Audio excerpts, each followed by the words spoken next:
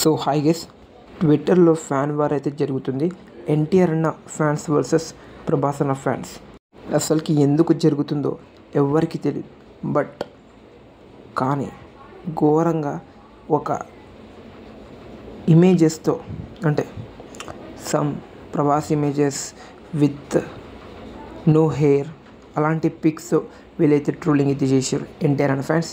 దానికి కౌంటర్గా ప్రభాస్ అన్న ఫ్యాన్స్ కూడా ఒక డిఫరెంట్ ఇమేజ్ పెట్టి ఎన్టీఆర్ అన్నని అయితే వాళ్ళైతే ట్రోల్ చేయడం అయితే జరిగింది. ఇదైతే ట్విట్టర్లో వైరల్ అయితే అవడం అయితే జరిగింది. ఒక్కసారి మీరు చూస్తే మీకు అర్థమవుతుంది. సో నేను థంబ్నెయిల్లో కూడా పెట్టిన, చూసుకోవచ్చు. సో చాలా బ్యాడ్గా అయితే ఉందని చెప్పుకోవచ్చు. సో ఫ్యాన్ వార్ అయితే మళ్ళీ స్టార్ట్ అయిందని చెప్పుకోవచ్చు. రీసెంట్ టైంలో మన కన్నడలో ఒక స్టార్ యాక్టర్స్ ఉన్నారు. సో తను వచ్చేసరికి మన తెలుగు వాళ్ళని తగ్గించి మాట్లాడడంతో వాళ్ళ ఫ్యాన్స్, అంటే తన ఫ్యాన్స్, మన తెలుగు వాళ్ళందరూ ఫ్యాన్స్ ఒకే దగ్గర ఉండి గట్టిగానే ట్రోలింగ్ అయితే చేసారు వాళ్ళని. బట్ ఇప్పుడు వచ్చేసరికి ఇదైతే ట్రోలింగ్ అయితే స్టార్ట్ చేసారని చెప్పవచ్చు. అసలు ఎందుకు, రీజన్స్ ఏంటంటే ఎవరికి తెలియదు. బట్ ఎవరు ఉంటారు, కొంతమంది ఉంటారు విత్ ఎలాంటి పని పాట లేకుండా, ఓకే. బట్ కానీ మరి ఆ లెవెల్ అయితే వెళ్ళొద్దు అని చెప్పవచ్చు ఫ్యాన్ వార్. సో ఈ ఫ్యాన్ వార్ వచ్చేసరికి చాలా అంటే చాలా వైరల్ అవుతుంది అని చెప్పుకోవచ్చు. సో చూడాలి మరి ఈ ఫ్యాన్ వార్ ఎక్కడికి వెళ్ళి ఆగుతుందో.